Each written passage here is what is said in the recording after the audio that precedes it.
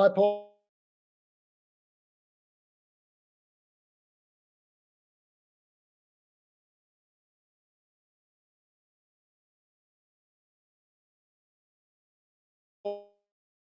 So, oh, You can good. hear Good, us Nolan. okay? How's your day? Oh, Yeah, okay. I can hear you. That's good. How's your day? Oh, good. Kept a low profile. Good, good. Ducked into town, did some messages for my parents, but otherwise, kept to myself. Yeah, yeah, no, awesome. Yeah, it's it's pretty. Um, I've been locked away because we have kids with COVID. So yeah, still locked away, and I don't know when we're going to get out, but hopefully later this week. How you going, Paul? You and your wife have gone okay? Yeah, we don't have it. Yeah, we don't have COVID. So yeah, I don't know how we don't have it. I mean, we did lock the kids away, but in their rooms. Food under the door. But yeah, it's been like that, making them wear masks when they come out. Yeah. But yeah, how you going, Paul? Yeah, good. It's crazy how unpredictable this thing is. It is, isn't it? Where are you? What state are you in? I'm in Melbourne. I'm in South Bank, so kind of near the thick of it. So yeah. Yeah, how are you going? Have you had it yet, or? No, but I was at a super spreader event and I was the only one who didn't get it almost. So Yeah, it's amazing. Like I can't believe I don't have it. And because on the Gold Coast, we're one of the worst in the country. Like apparently Gold Coast people are terrible. So everyone has it on the Gold Coast, but I can't understand why I don't have it. I mean, I'm living in the home with them. I don't know. yeah. So but the problem is that we've been locked away for almost a week. If I now get it or my wife gets it, we all get locked away for another week. So we kind of should have tried to get it together. But the problem is my wife, she's been working so hard, like having 4 boys, she has to feed them. You know, their appetite has gone up with COVID, so they're eating more food. So she's an absolute mess at the moment, trying to look after them remotely. So I guess you're lucky the school hasn't started yet. yeah, no, but we our kids are in what is it? What is it called? Wait a minute. Distance learning, distance education. Yep. So they go to an online school. So Cool. yeah, they all work with us. They're in the office here with me. It's our first year where we've got all of them, all 3 of them here. We had 1 last year and then 2 more this year. So we'll see how that goes this year. But yeah, so we're lucky we don't have to send them back. But yeah, definitely is taking a toll. Anyway, yeah, how you going, Antoinette? You're muted, Antoinette. Still muted, Antoinette. So yeah, Sorry, sure. Is that better? Yeah, that's better. Okay, cool. How you going? Yeah, good, thank you. Good. And where are you located? I'm in Greensboro in Melbourne. Oh, Melbourne. Okay. Yeah, and how are you going? Have you been able to stay away from COVID or? Oh no, I just had it. Oh, did you? Oh. Yeah. How was it? Well, it actually wasn't too bad for me. I only really just got like a bit of a blocked nose. In fact, technically, I'm still in isolation today. Tomorrow, I'm allowed out. Yep. So, but I feel like fine. Really? Geez, you've had it. That's good. Yeah, which is really good. Yeah. That's really good. Yeah. Yeah. I was just saying, I got 4 boys and they've all got it. 2 of them had hit them pretty hard. The other 2, not so hard, but yeah. But everyone's different, hey? Yeah. I guess I was lucky, you know, like there was only really one day where I felt like I've got a cold, but other than that, I felt fine. Yeah. Yeah. Anyway, I think, this is my theory, on the Gold Coast, everyone, because we're the worst in Australia, I think, the Gold Coast people, a lot of people didn't get the vaccine and they just go out all the time. Yeah. I think because it's so mild, people on the Gold Coast aren't taking it seriously now. Oh, okay. So that's why it's just going everywhere because I think there's a lot of people who aren't isolating Yeah, probably. I was just saying that to my sisters today, because like I said, today's my last day. And in fact, I actually did a test, you know, one of the rapid tests, and it was negative like yesterday. Yes. And Yeah. I thought, I still didn't go out. And I thought, oh, gee, you know, like, who would even know if I actually No. would know? But I thought, oh, I better do the right thing. Well, the problem is, it really is an honor system now. And Yeah. most people in life, if people aren't watching, you kind of do the wrong thing. They're like, kids do it, but so do adults. So that's one of the problems. I know. So yeah, it's interesting. All right, well, let's get started. It's probably going to be a small group tonight because I didn't promote it that much.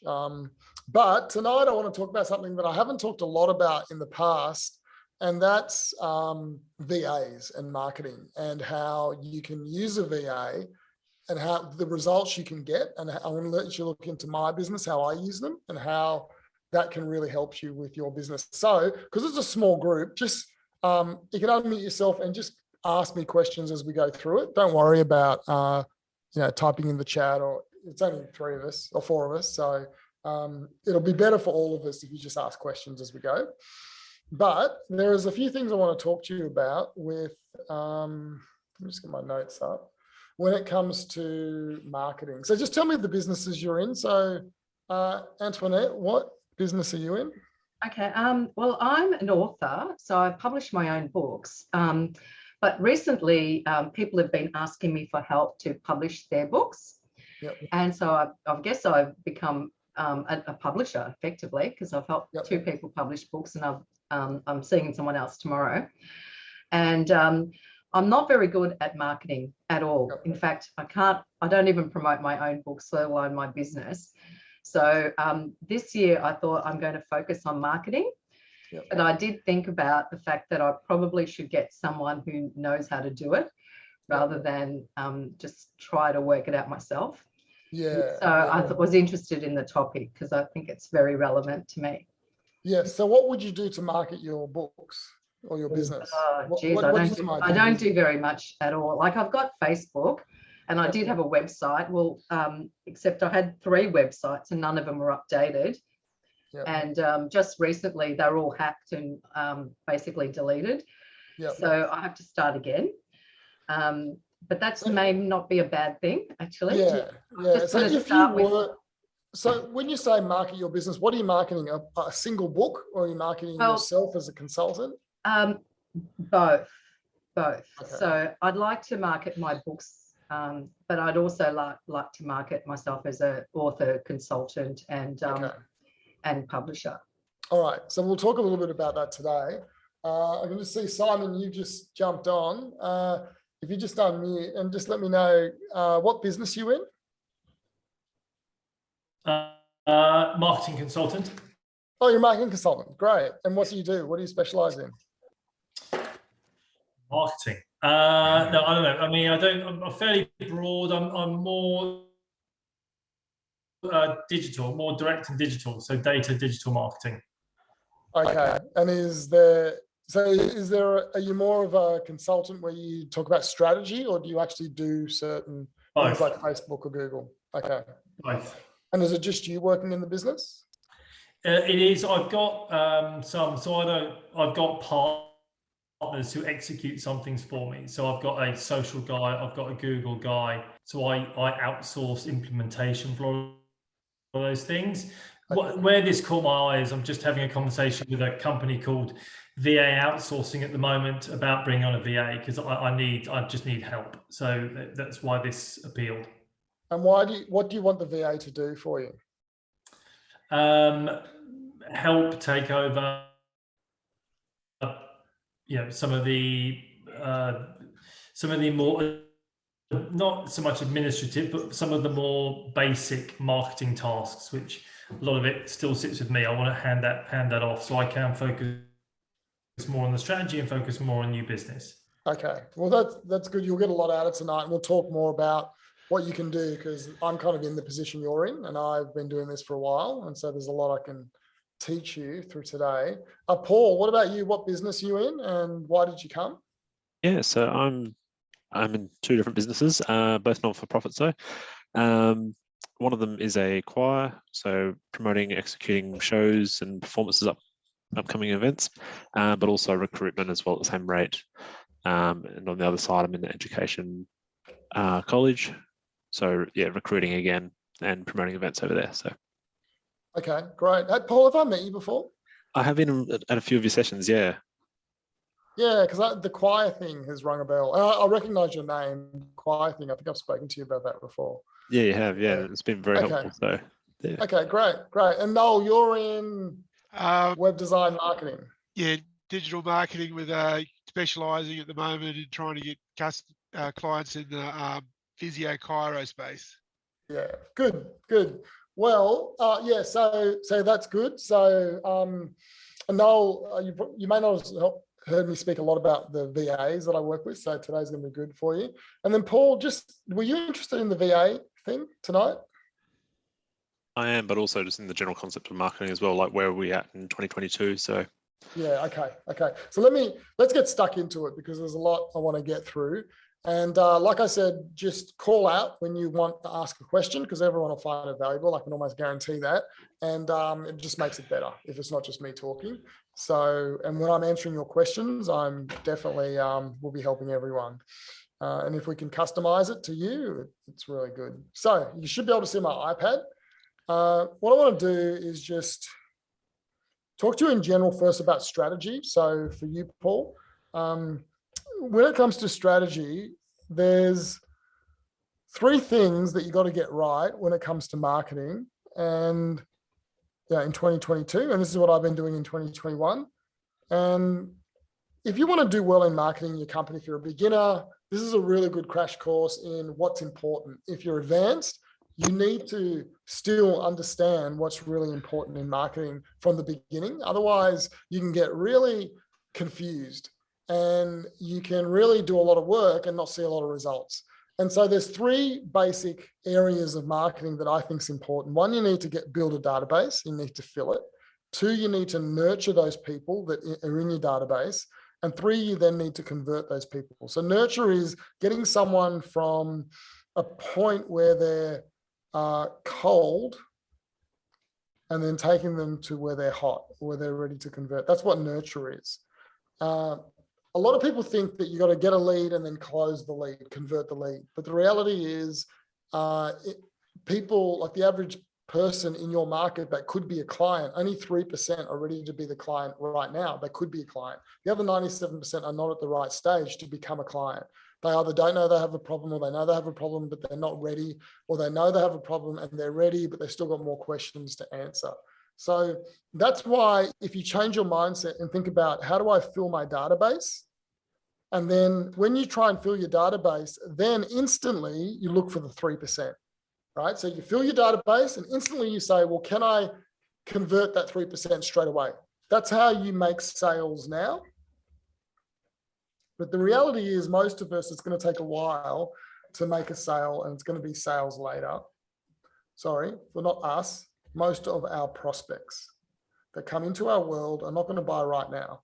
And you've probably experienced that already. But instead of you saying and having the right mindset that I'm going to fill my database, convert 3%, and then nurture them until they become a client, what you do is you try and get a lead, convert them, and when they don't become a client, you abandon them.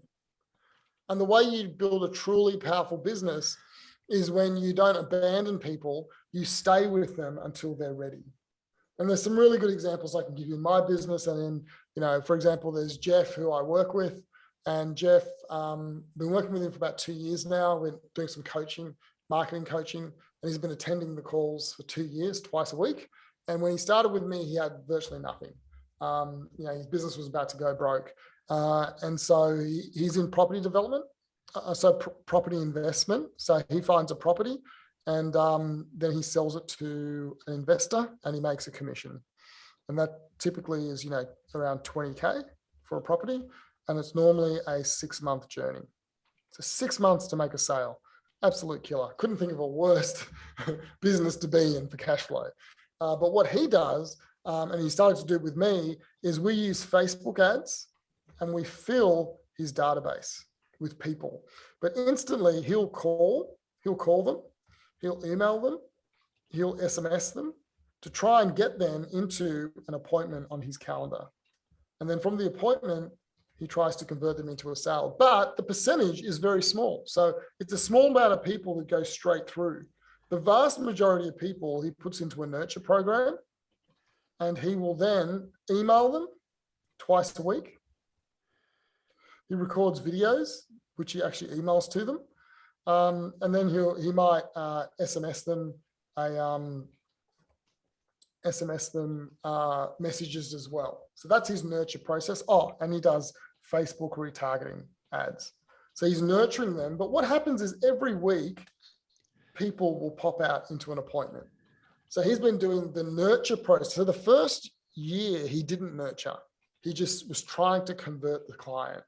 And then he started to nurture. And within 3 months, he started to get at least 1 to 3 leads a week from the database who didn't convert. And they were coming. And you know what they used to say to him? They used to say, because he's at the coaching calls, he says, oh, Marlon, I got another lead from my database. I don't know who they are, but they booked an appointment. When I asked them, where did they find out about me? They said, well, we've been getting your emails for the last 3 months and they're fantastic, Jeff. Thank you for sending them. And I'm ready now to buy a property.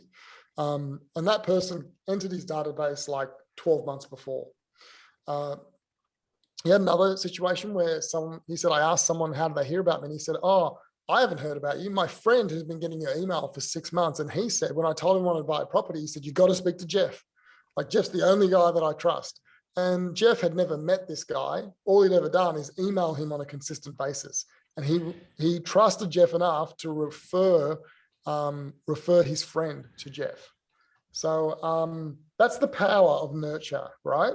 And that's the power of this process. So we're talking about the nurture. So let's just go through very quickly and talk about how do you fill your database? I want to go through something called the video marketing machine, which is probably the best method I have to fill and nurture your database. There's all the old things like, SEO and YouTube. So I'm not putting anything on this list I don't do today, social media. You don't have to do all of them, but I have had done them or I currently do them. Outreach, and finally a video sales letter. So these are all the things I've done to fill my database up. SEO, I've got to say, I am not an expert in SEO, but all I do is I do this thing called the video marketing machine, and I'll show you what it is. And it creates content for me that gets indexed. I then take the video I create, I put it on YouTube, and I get leads from YouTube. People book appointments with me because they found my video on YouTube, they binge watch a whole bunch, and they book an appointment. Because every video I say, hey, if you need help, book an appointment. I post that video on social media on all the platforms, and I run paid ads to it, and I do retargeting ads to all the people that are in my network, on my email list. They're either on my email list or they're in my database and that kind of thing. And then I also do LinkedIn outreach, where I reach out to people on LinkedIn who are in my target market. I find them. I say, I'm looking for, dentists in the Sydney area who are owners of the dental practice. And then I can reach out to them on LinkedIn if that's who I'm going for. And finally, I have a video sales letter on one of my sites. And so many people come to the homepage, they watch it, they register, and then they book an appointment, right? So these are the ways you can fill your database. Paid ads, I do a lot of, so Facebook ads. But remember, all of these are really just to fill the database. And then you try and get them on appointment quickly, if you can, by calling them or by offering them an appointment on the thank you page of whatever they signed up for. If they don't respond, then I nurture. And the way I nurture is through a weekly email. And the reason I'm telling you all of this is because my VA does a lot of this, right, for me. I couldn't do it all without them. So Facebook retargeting. So this is the nurture. How do I stay in front of people so they know who I am after they enter my database? I send them a weekly email. I send 2 emails actually every week. Facebook retargeting, marketing automation. So I send automated emails at certain times. I have a Facebook group where I post my videos and I ask questions and I help people That's a nurture process. I stay in front of them. I phone them. So I phone people who download an lead magnet and say, hey, do you need any help? Did you get it? We send SMSs at certain times, and finally webinars. So this is a webinar here. You guys are in my network somehow, and you're on a webinar, and I'm nurturing you, like I'm adding value, I'm helping. And some of you will, at some point, maybe work with me or reach out to me to work with me, okay? So the nurture is very important. That's where most people don't have the patience for, or don't have the understanding of how powerful it is. And the last one's convert. Now, this is what most marketers run from. They're terrified of it. I don't want to talk about it because sales is something that scares them, because what they do doesn't create sales.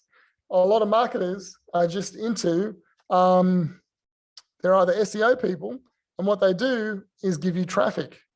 But if you ask how many sales you got, they're like, can we just talk about traffic?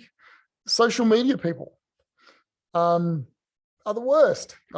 I'm trying to be funny, but I shouldn't say they're the worst. And I shouldn't joke about these things. But social media people are a little frustrating because they care about links, they care about clicks, comments, and shares. And business owners are like, how does that lead to money? Right? There are content marketers who create lots of content, but does it ever lead to cash? And that's why here, I think this should be part of your marketing, convert. So how do you get someone from the full life cycle in the database?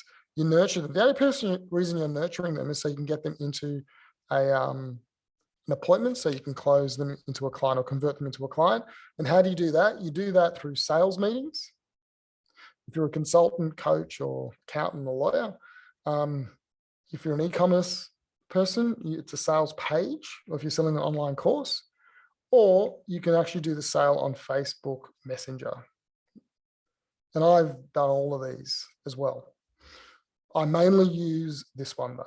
That's the one that I use, a sales meeting. I use two, a 15-minute meeting and a 1-hour meeting. So when it comes to your marketing, this is the strategy, Paul. Like, this is what you need to be looking at. You say, I need to have some strategy to fill my database with as many leads as possible, as cheaply as I can. When they come in, I'm going to try and get the 3% who are ready to buy on a call, right? But you've got to know that that's a very small amount. So don't get disheartened when you don't get many. 3 out of 100 might become a client instantly. That's why you got to keep filling your funnel up as much as you can. And there's really cheap ways of doing it, and there's free ways of doing it, right? But then once they're in, what you want to do is ask them to join a Facebook group if that's the type of business you've got. So for example, Antoinette, you're a writer, you're a publisher, create a Facebook group where you get people to join who want to publish a book. And then you help them.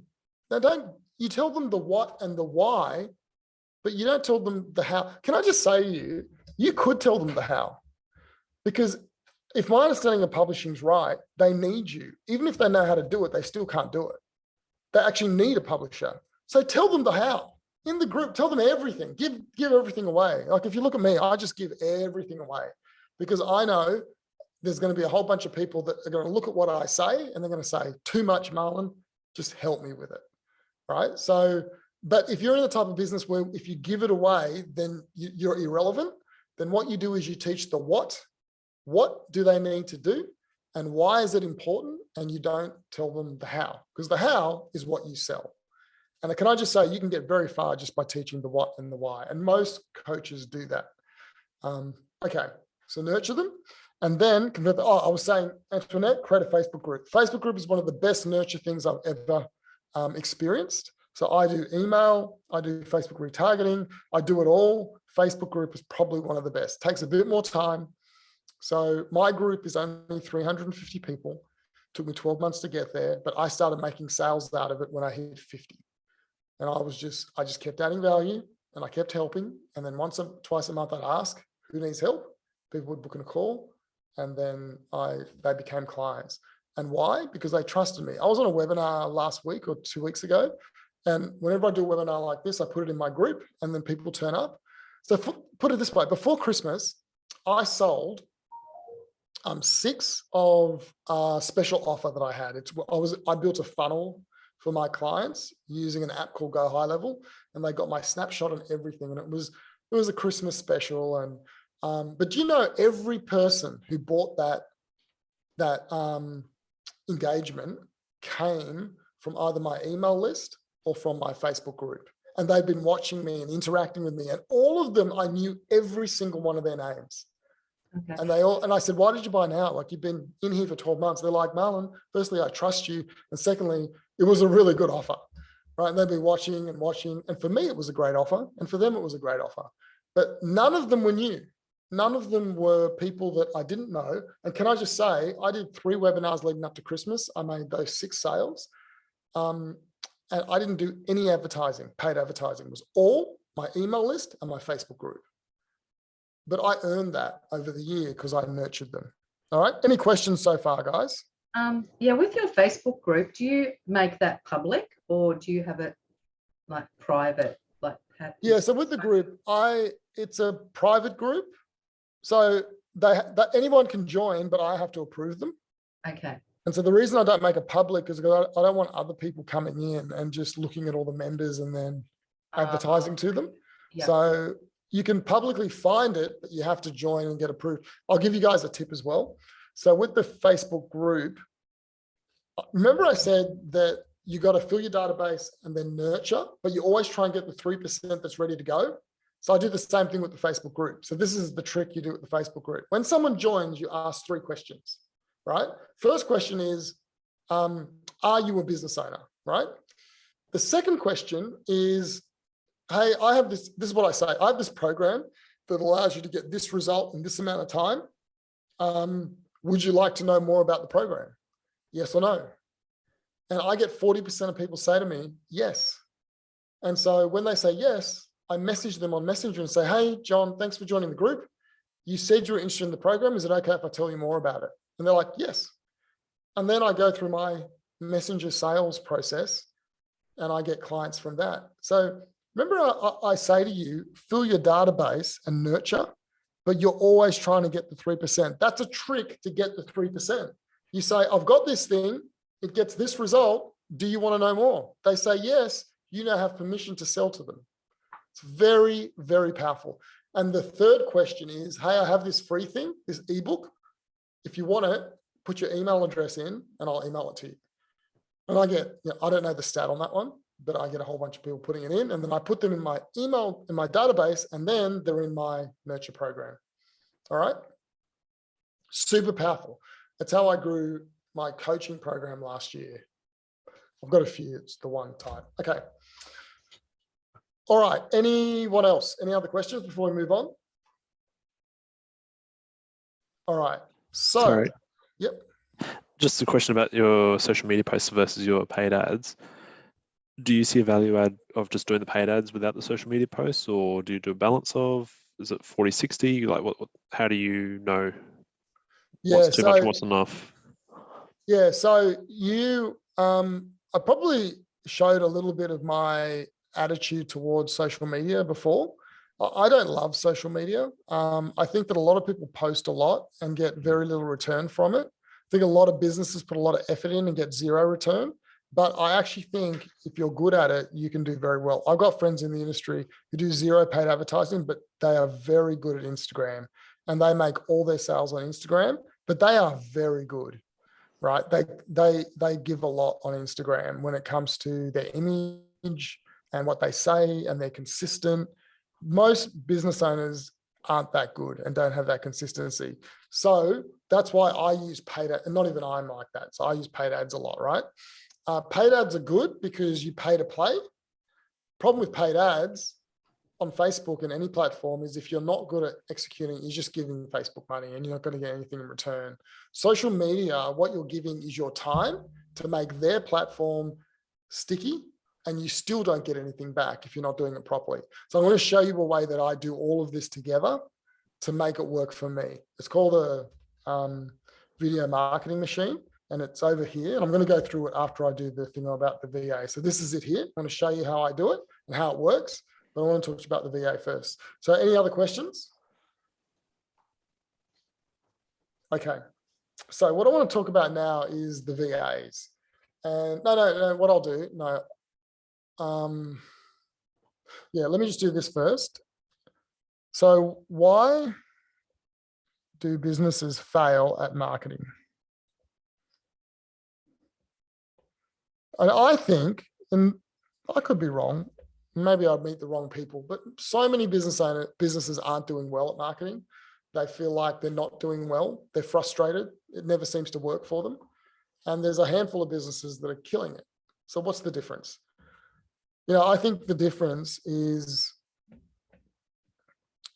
a few things. But I think the main things is there's the wrong strategy being used by businesses, and there's so much to choose from. And I know, Simon, you're a marketing consultant, and you probably see this every day of people, they're either doing the wrong strategy or they're doing the strategy they learned from last week's webinar or their friend, or they saw on social media, or they bought a course, but it's actually not the right strategy for them.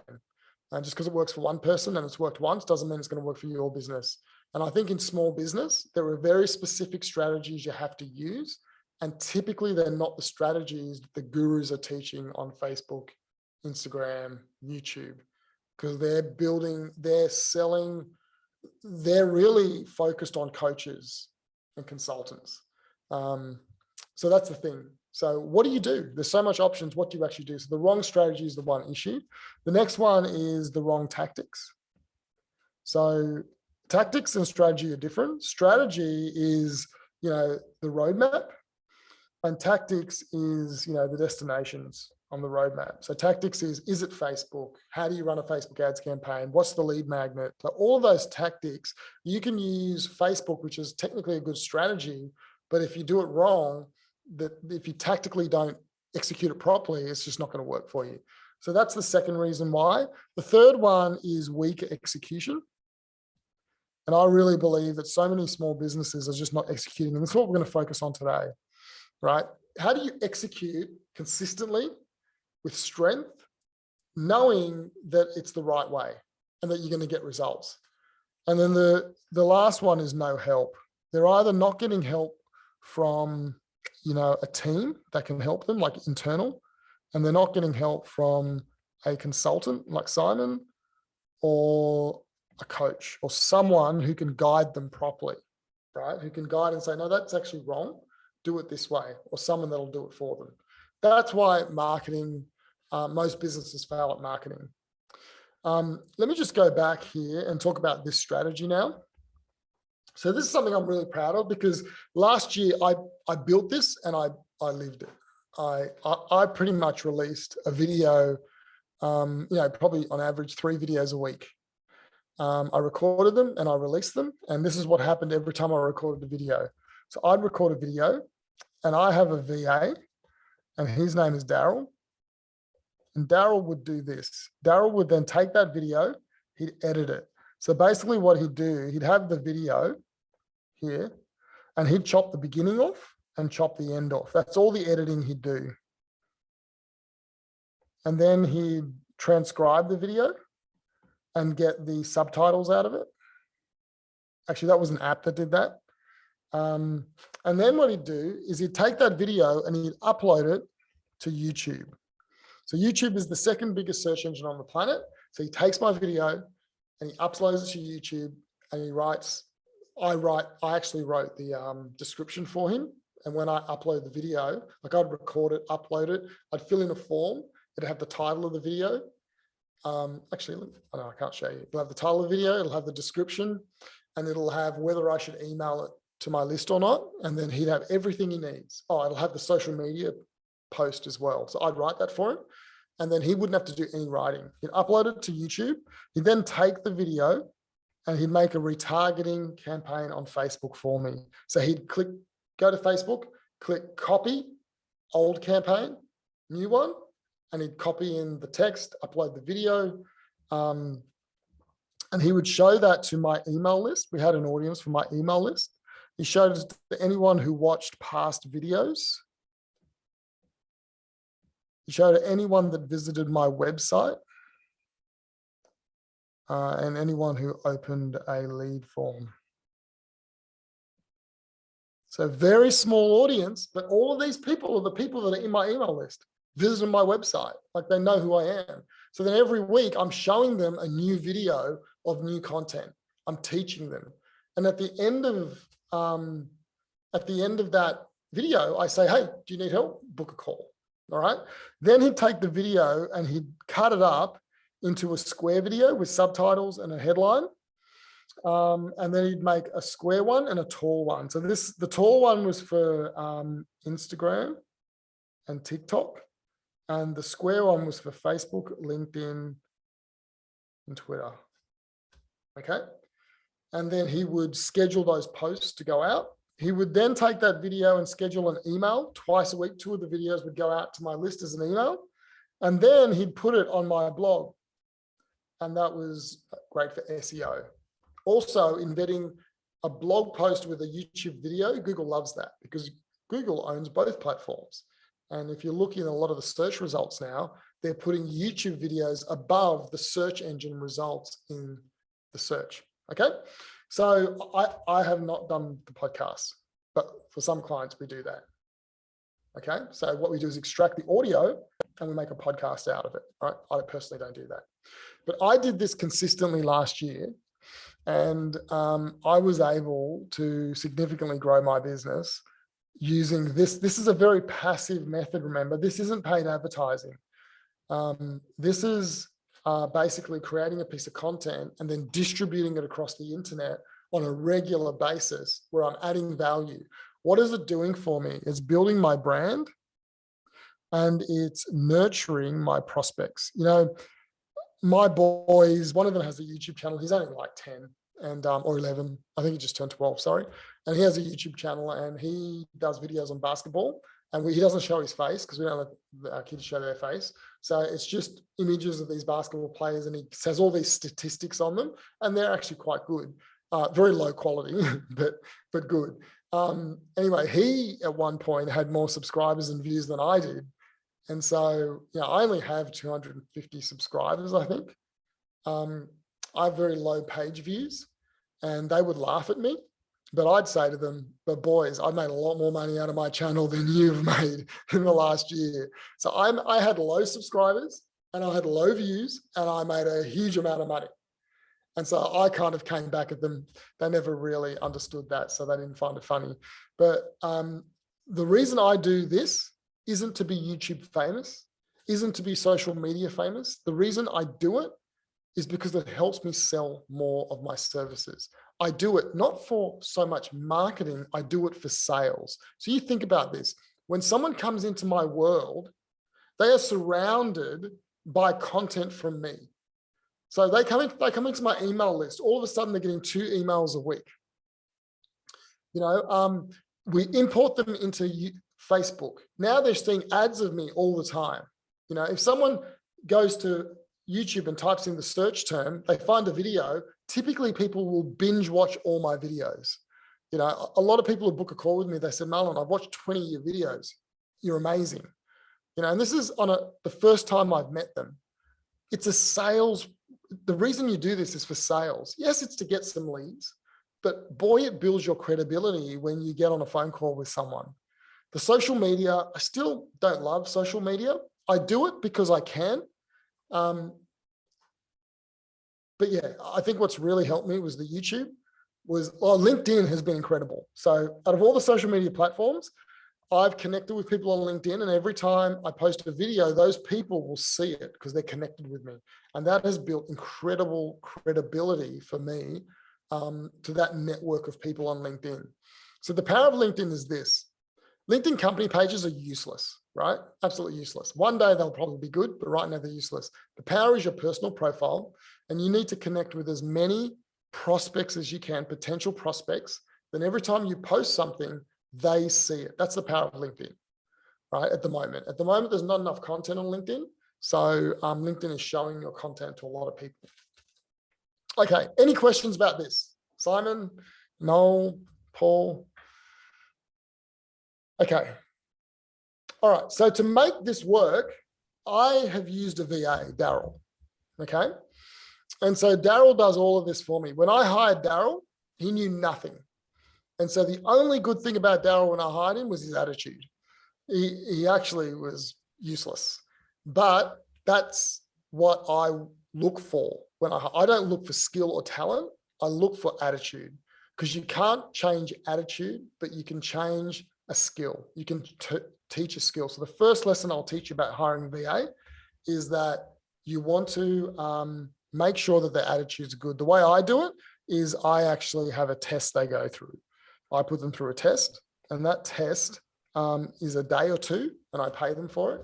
And I want to see how we work together. That's how I knew Daryl didn't have much skill, but I knew he had an awesome attitude. And I hired him for his attitude, and I taught him the skill within a few months. Okay. But I'll tell you why VAs don't work for a lot of businesses. The reason they don't work is because the VA, so let's just talk about this. I'm not talking about general VAs. I'm talking about VAs who do marketing. So I call them marketing heroes, not VAs, right? So if you want to hire a general VA to do just general activities, a lot of this will apply, but specifically when you hire a VA to do marketing, the reason it doesn't work is they have the wrong strategy. It's kind of the same thing that all business owners go through with their marketing. So if you get a VA to execute a subpar strategy that hasn't worked for you, they're not miracle workers. They can't make that work. The other thing with VAs is they're not good at strategy. They're doers. They're not strategy people. And so if you want a strategy person, you're going to need to hire someone like Simon, right? Someone like me. But the reality is that your job is strategy. Their job is doing the work. The next reason it doesn't work is they don't have the right tactics. And they don't, so you say, do Facebook. And they're like, well, okay, I'll watch a video. Like, you might teach them, but you're teaching them the wrong tactic. So it doesn't matter how good your VA is, they're only as good as the strategy and tactics that you give them. So this is really important if you want to get a VA that actually is as good as my guy, Daryl. Daryl knew nothing at all, but I taught him the right strategy. Actually, I didn't teach him the strategy. I came up with the strategy, and then I taught him the tactics to execute the strategy. But there's no way that Daryl really understands the strategy like I do, right? He's getting used to it, but I could never say, Daryl, these are the problems we have. How do we solve that problem marketing wise? What do we do? Like, he just wouldn't know, right? I didn't hire him for that. The next thing is coaching. They don't have the right coaching. So can I just tell you, and I believe this fundamentally, that coaching is the key to making a marketing strategy work. Whether you are working by yourself, whether you are working with a marketing team in a corporate in Australia, or whether you are working as a business owner and have a VA, coaching is what will get you there. Can I just say that I've worked with a lot of marketing teams in the corporate world, and those guys, a lot of them are not very good at their job. They are one-dimensional. They don't do any research after work, and all they do is what they learned a few years ago, and they just keep doing the same thing. And so when it comes to digital marketing, that is, a lot of marketing teams are really struggling. And the way you solve that is you put a team or a VA or a business owner with a coach or consultant, and they need to coach them, they need to train them, and they need to keep them accountable to a schedule. And this is one of the keys. I've been spending quite a few years doing this. So I have an agency and I have a coaching business. So I have both, right? I'm an agency and a coach. The best results I've seen for the long term for clients is when they are brought into a coaching environment, because they own the ability to do it again and again, and they have control, and they know the business better than anyone else. The problem is it doesn't always work that easily because there's a balancing act, right? We've got to have a team that wants to do it, or a business owner that wants to do it. So it's not like hiring an agency. For some businesses, agencies are the only way to go because they don't have the time or the patience to do it. But when you can do it, it's a great way to not only save money, but to control the environment, to have full control over your marketing. And the last thing is accountability. Doesn't matter who you are. Remember, a VA, a team, or a business owner, you need to have a schedule. a calendar and you need to execute on that calendar week after week, month after month. It's a 12-month journey for any of these things to work. Whether you hire a VA, whether you start a marketing campaign, it's always 12 months to get to where you need to go of consistently executing. All right. So that's the keys to hiring a VA. Now, when it comes to my VA, Daryl, I have taught him to do all of this for me. And the way I taught him was through a couple of things. Let's just go back here. The way I taught him to do it was, number one, I hired correctly. So it's critical you hire the right person. If you hire the wrong person, you're dead in the water. Just forget it. You are going to hate outsourcing. You're going to hate VAs. You're going to hate your life. You've bought yourself a pain and a problem. And that's your fault. It's not their fault.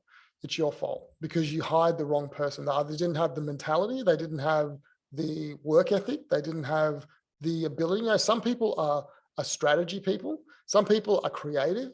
Strategy was the wrong word. The word I should have used was creative, and some people are detailed. You want a detailed person, right? You don't want a creative person because they can't do the detail. They forget things. So number one, you've got to hire them properly. Number two, you have to create the right systems and procedures for them. And the way I do it is I use Loom videos. So I don't document anything with images and screenshots. I use Loom videos. So I'll do the job myself. I'll record myself doing it, and I'll put that into and I've got an example here actually.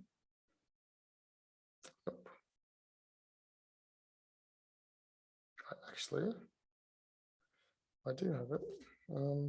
There it is, Drive. Here. There's an example of what I've done for Daryl.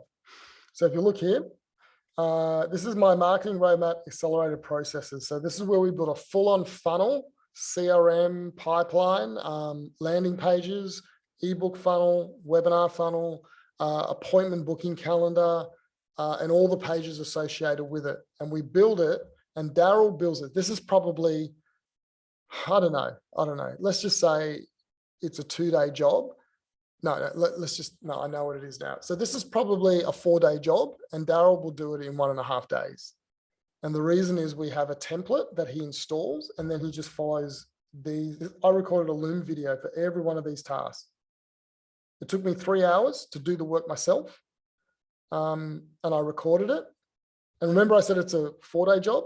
The reason I don't do it in 4 days is because I've created a template out of the whole thing, and I install it, and then we just configure it. It took me 3 hours to do this, and then he just watches the video. So if you look here, this is a Loom video that I've created, and all it is me doing the task. So it's just me doing the task, and he watches me do it. So that's why he does the task as good as I do, because he's just watching me do the whole thing. All right, so I use Loom. I use ClickUp, the project management app, to manage him. We use Slack to communicate. We have daily, we call them Scrum meetings. And we use a methodology called Scrum from scrum.org to manage. That's how I manage him. Yeah, that's pretty much it. So I hire correctly, I create systems to work with him, and then I have to manage. And managing is. Marlon, sorry, can I ask? Obviously, huge amount of work that's gone into that point. You talked about having him for 2 days at the start to understand his attitude. What do you do with him in those 2 days? Yeah, so I make him do the job I want him to do. So for example, at that point when I hired him, I wanted him to build a funnel for me. Let me just think what I wanted him to do. I'm trying to think back. I think it was I wanted him to build a funnel in WordPress using Elementor, right? So basically a landing page, and then hook it up to Go High Level. And then I wanted him to record a video of him doing it. So I had all these tasks. So the job that I want him to do. So let me give you a good example. So my designer that I hired, I basically say, I say, I want you to make a homepage mock-up. This is my requirements. I have the requirements all done out, and every person I hire, I give them the same task. So I say, I want you to create a homepage. Here's the requirements. Here's the content. This is what I want it to look like. Go and design it. You got 8 hours to design the mock-up for that. But what I want you to do is when you're stuck, I want you to call me on Skype. Don't message me. I want you to call me. Why am I saying that? Because I want to know if he's scared of me. I want to know if he hides or if he calls, because I know he's going to get stuck. I say to him, you need to show me a mock-up in an hour, in 3 hours. And after that, I'll give him times to call me. If he doesn't call me, I don't hire him, because that's the problem with a lot of people from Asia. They're very respectful. They're kind of scared of us Australians because we work differently. Like over there, they're respectful to their bosses. Over here, we're like, we just tell our boss, go and jump, like we challenge our bosses. And I want someone like that. I don't want someone that's gonna, because the problem with India is in India, I don't work with Indian people, and it's because of the time zone, but I wouldn't want to, because the problem with India, if they don't know what you're saying, they don't want to lose face. And so they just keep saying, yes, I totally understand. Yep. And they go away and they have no idea what to do. And so it's a real problem in the Indian nation, right? But Filipinos are a bit different. So I give him times to call me. If he does not call, that's a problem for me. It means he's scared of me, or he's not going to call when he works for me. Then once he's done it, I tell him, now build that mock-up. Day 2, build that mock-up in Elementor. My guy came to me. I said, do you know how to use Elementor? He said, no. I said, well, here's some videos, watch it and convert it. And he struggled. Like, he really struggled to do it. But again, I hired him because he called me. He called me when I asked him to call me. I gave him feedback, and I was critical at times. Like with the feedback, I was like, I don't like that. I kind of give him a bit of a hard time, and I see how they react. And he reacted really well. He took the feedback on. He didn't get stressed with me. I kind of try and put a bit of tension in there, a bit of stress. One of the things you do is you say, do this task, and they do it. Then you say, oh, can you change it? And you see how they react. So I used to do this. I worked for 12 years with a software development company. I was a sales and marketing manager / project manager. I did a bit of project management, and I hired a lot of software developers as a non-technical person, right? And we put them through a whole day of testing. This was in Australia. And we would interview someone and say, can you come in for free? We would not pay them. They'd take a day off work, come into the office and work with us for a day. No payment. And do you know how many people? It was amazing what we saw when people came in. Some people came in and they couldn't do the work, and but their attitude was amazing. We would actually say to them, we wouldn't tell them it's a whole day. We would tell them it's like, just tell them to come in. Some of them would take the whole day. And at the end, like at 3 o'clock, when they think they're almost done, we'd say, can you just rebuild that in something a totally different way? And we'd watch them. And some of them would blow up in front of us. And we're like, okay, we can't work with that person, because our CEO would do that to people. And we couldn't hire him, that person, if they were going to blow up with him. So can you see how we test them? And so some people would say it's a bit cruel, but we had a guy came in who was one of the top developers in Australia, top guys, big name. He walked in and we said to him, the CEO was there. We said, can you do this test for us? He's like, I'm not doing that. I'm better than that. And we're like, but everyone has to do it. He's like, no. Nah. And we said, well, we really want you to do it. He's like, no, I'm gone. He just walked out. And we're like, that's a godsend. Like, we could never have worked with that guy. He was so nice walking in, and in 5 minutes, he blew up. And so I'm not saying we were the easiest people to work with, but we had to find people that could work with us, right? That's how we did it. So this test is critical. So my guy came in, he couldn't do Elementor. Geez, he tried. He tried really hard. I could see him trying. His attitude was good. He was like, oh, I really like it. I really like it. Like, I can see how it's good, but he couldn't do it. And so I hired him because I knew I could teach him Elementor. Elementor was easy, right? But it was the way he reacted to it. So I hired him. The 2 last guys I hired, best hires ever. Like the guy, John, who's the designer, like his design's not great. That frustrates me, but I knew it wasn't great, because I also believe you can't teach design, right? You can't teach attitude and design. So I hired him. He's very good technically, very loyal, like really loyal. So I really like him. Daryl, I hired, couldn't do anything. Daryl is now, you know, in 3 months, he learned Go High Level. He learned how to build funnels. Like he's editing videos because his attitude is like, you know, I just want to get somewhere. And that's what my test was all about. Okay. Testing attitude. I've got to say, it's the single biggest thing. You will fail. Can I just say, I've told you 2 good stories. My wife can tell you the stress I've been under with VAs who really, you know, they stress me out. The stress when you've got clients are depending on you and they abandon you. I had one girl that I treated her like so good for 1.5 years. She got pregnant. She wasn't married. She got pregnant. I said, don't worry, like I'll keep working with you. It was a real problem for me because now she's going to have a baby. And, you know, in the Philippines, like, you know, there's no childcare, but I said, I'll keep working with you. And then she came to me and said, I want this massive pay rise, like double the money. I gave it to her. Right. And then, but all along, I knew all along she had a real attitude with me, a real attitude.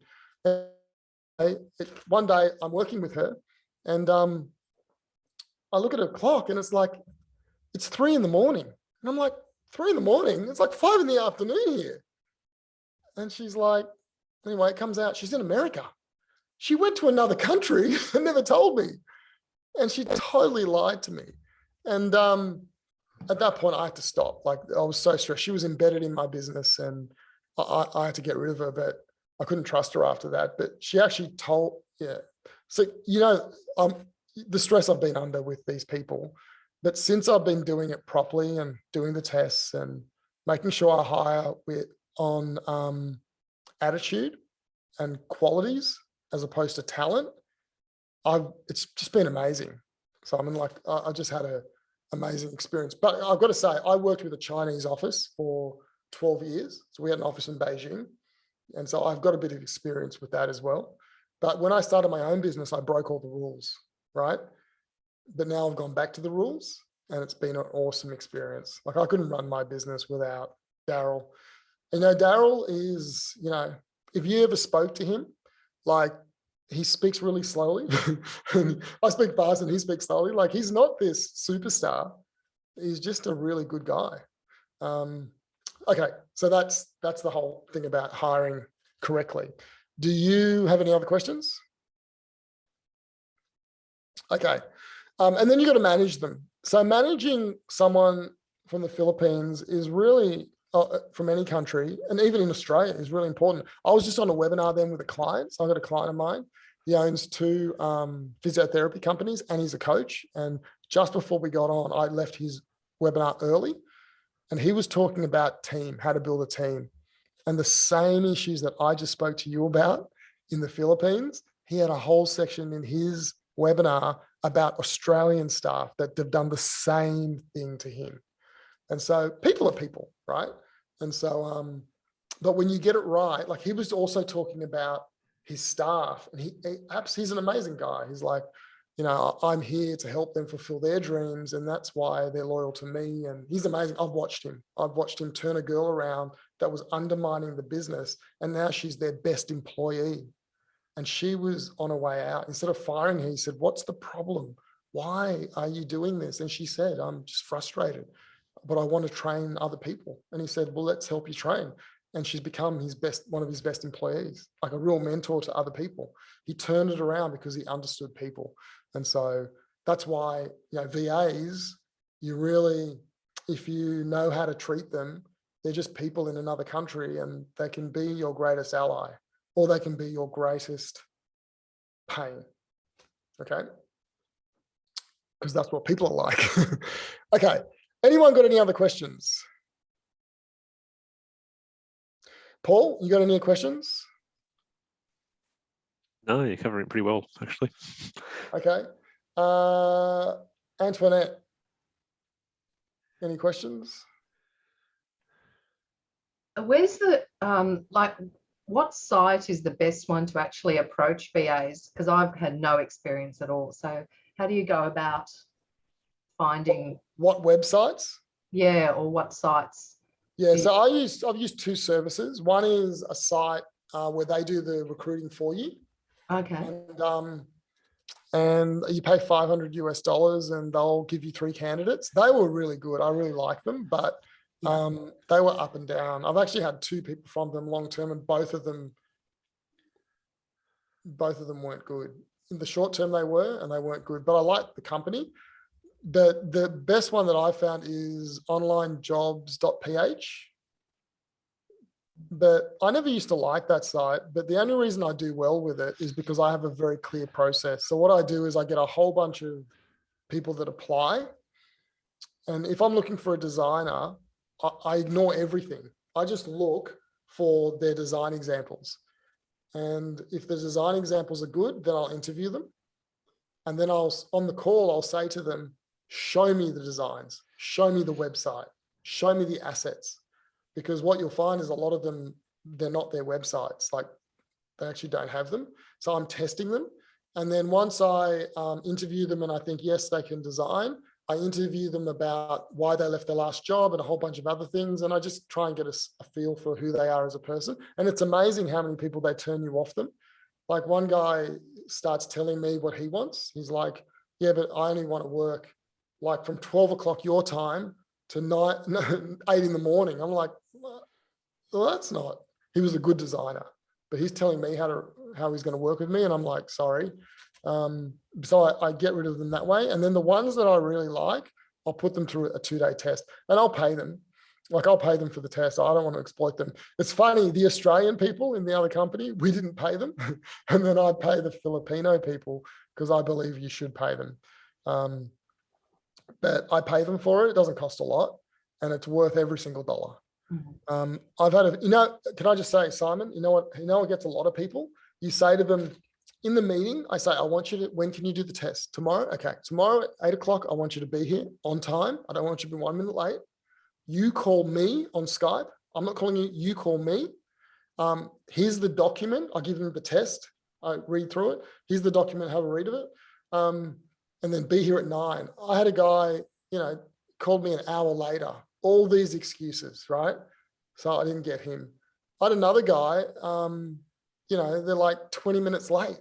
I'm like, this is a test and you're 20 minutes late. That's showing you how they're going to treat you later. And so all these things that you ask them to do, they're all there for a reason. I had one of my students, he went through this process, and the guy turned up 1 hour later. And they came to me and said, Marlon, what do we do? It's like an hour late. You told me to get rid of them. So I said, just tell me what happened. He said, well, what happened is that he actually did send us an email a day before saying, is this the right time? And we didn't answer him. So he actually was querying the time. And then the meeting was supposed to be for 9 and he arrived at 10 because he thought it was an hour later. So he woke up and then came. And I said, look, we look at the paper trail. It looks like he actually really made an effort. So yes, he was late, but you didn't answer the email. And anyway, they said, okay. So they ended up hiring him. He's amazing. So it was an honest mistake, and it was actually partly their fault. So, you want to have grace with people, but if they're trying to do the right thing, but if they're just late because they couldn't be bothered, I can tell you now, every person that didn't treat me well, or there was something wrong at the beginning, it always panned out that I shouldn't have hired them. But you know what the problem is? The longer they stay in your business, the harder it is to get rid of them. And that girl I told you about that went to America and never told me, after 6 months, I knew she didn't like me. The way she was just a bit cocky. And I kept her for another year and I did everything for her. Like, I gave her everything she wanted because she was in my business, and I didn't want to make that I was lazy. And anyway, I paid for it. So, but that would happen. That's not because they're outsourced. It's because they're human. Yeah. And everyone does that to you when you let them take advantage of you. So, yeah. Okay. What's the average pay for a VA? Yeah. So Daryl, I paid Daryl, and Daryl's very cheap, but I pay him $450 a month. Daryl's cheap. Daryl's really young and had no experience. So I'm going to raise his salary soon now that he's become productive. So that would be the minimum you'd pay. And then the other guy, John, I pay him $900 a month. He's like double Daryl, but he's a designer. So when I raise Daryl, I'll probably raise his fees to like 600. That's what I'll pay him. Yeah. Okay. Like, but I just needed to get him up to standard because he was so far behind. But that's what I'll pay him. So I reckon if you're paying $500 a month Australian dollars, that's cheap. You're probably going to look at paying $600 to $700. But just, yeah, you just got to, when you hire someone overseas, it's really important that you hire for character. It really is important, not for skill, especially when it's these kind of roles. If they're a designer, you got to hire for skill and attitude, because you can't teach attitude and you can't teach design skills. Believe me, I've tried. It's tough. All right. Anyone else? Noel, got any questions? Yeah. With the Scrum, where did you pick that up from? Oh, Scrum.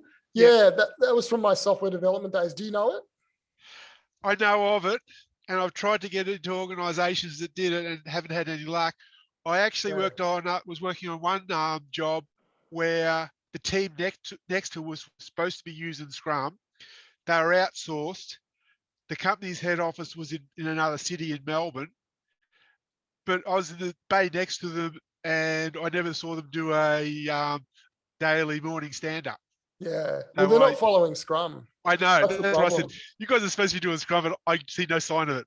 Yeah, but yeah, if you guys ever, I know Simon, you're in software marketing, but Scrum is a really good methodology that's taken over the software development space. It helps you deliver very complicated solutions in an iterative process, so it lowers the risk. And so, yeah, I use it now for the marketing stuff because I'm just used to it and it just works. It's amazing. But it's a philosophy, not just a tactics. It's about the philosophy and what it does with people. Yeah. All right. Yeah, it's niche is building a product for the first time. So it's the R&D phase rather than being manufacturing or commoditization of making stuff. Yeah, definitely. It's kind of good for marketing. All right, guys, any last questions before we wrap it up? Just got a quick question about, you were saying about the longer they stay with the business, the harder it is to get rid of them. Is there a good length? Is it best to run the course of the campaign or the... Yeah. When I say that, the caveat is this: the longer they stay with the business and they're not good for you, the harder it is to leave. So as soon as you figure out someone's rude or they disdain you or they, or they're slackening off or they're not working properly, then you need to just move them out quickly, because the longer they stay, the harder it is. But that was when I never used to systematize my business as well. There were no systems. So with Daryl, I've systematized everything. Like, you can see that document, right? So if Daryl leaves tomorrow, if he leaves tomorrow, I can just get someone to follow this. So I spent the time recording these videos to protect myself and to teach Daryl. It's two-pronged. So if Daryl goes tomorrow, I don't really care if Daryl leaves. I'm really loyal to Daryl, but I don't fear Daryl leaving like I used to fear, the other girl leaving and the other guy. I used to wake up at night and really stress. So I don't, because everything's systematized, and Daryl helps me build these things as well. And so I know if Daryl leaves, I could replace him in an instant. So then you have to do that to protect yourself. And it's like anything in any business. Like, nothing I'm saying to you here has anything really to do with outsourcing as opposed to hiring people in Australia. It's the same thing. It's just that people just drop the ball. So for Daryl, I want Daryl to stay with me for 10 years. Like, I want him to be 33 when he leaves, and I believe that I could, if I look after him, I believe he'll stay with me, and that's what I want. But I don't want someone to stay with me. Like I had another guy, the guy before John, and that guy really, he was really bad to me as well. So I'll tell you why I have a few issues. One, I don't systematize. Secondly, a lot of people put software on the computer and it tracks them. And a lot of Filipino people see that as a real insult, you know, because then everything they're doing is tracked. And so I don't do that. But I also would have these feelings with the other guy that he wasn't doing it, and I'd let it go. I just let it go because I was too busy. And now I don't do that. I address it. So for example, with John, there was something he said to me once that I thought was a bit, just a bit short with me, and I didn't like it. And so we're in a client meeting. And so as soon as the client meeting was over, I just called him and I said, John, the way you said that to me, I didn't like it. And I just addressed it with him. And then he said what he said, and we just sorted it out. You know, you've got to it's just dealing with people. And now he knows the level to expect with me. But the problem is when you depend on people and you're scared of them leaving, you let more go.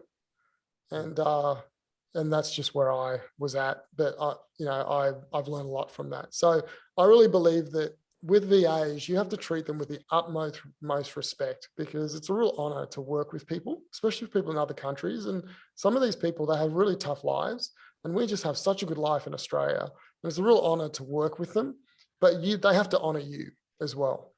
And so if they don't honor you and you honor them, then that's not right. It's just as bad as you dishonoring them and not looking after them not looking after you. And so I've seen all of it. I've never really dishonored people. Like I'm not that kind of a person, but I've been dishonored in my business by people who haven't worked the full day, who have told me lies and done all of that.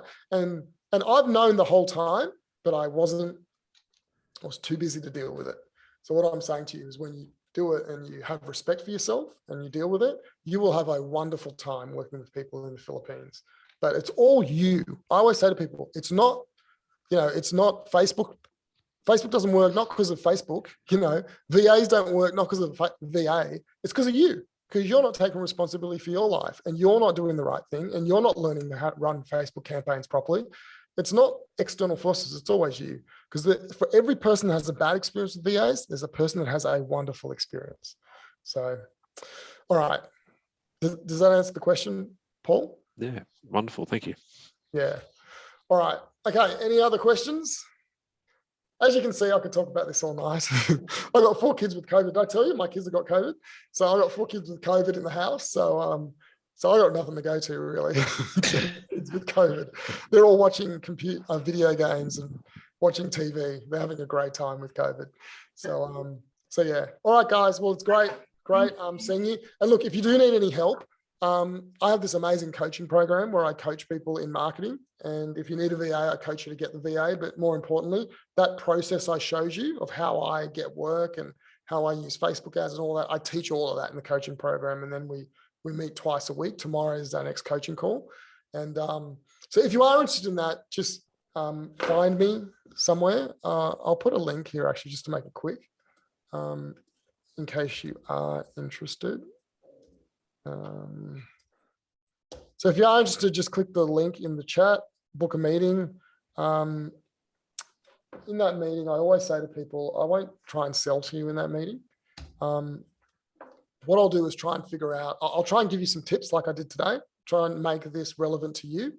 I'll see while I'm talking to you whether I think I can help you. If I think I can and we're a right fit, we'll book a second meeting. But this first meeting is really for me to listen and to help, give you some tips, and then to see if we could work together. And if we can't, I'll point you in the right direction.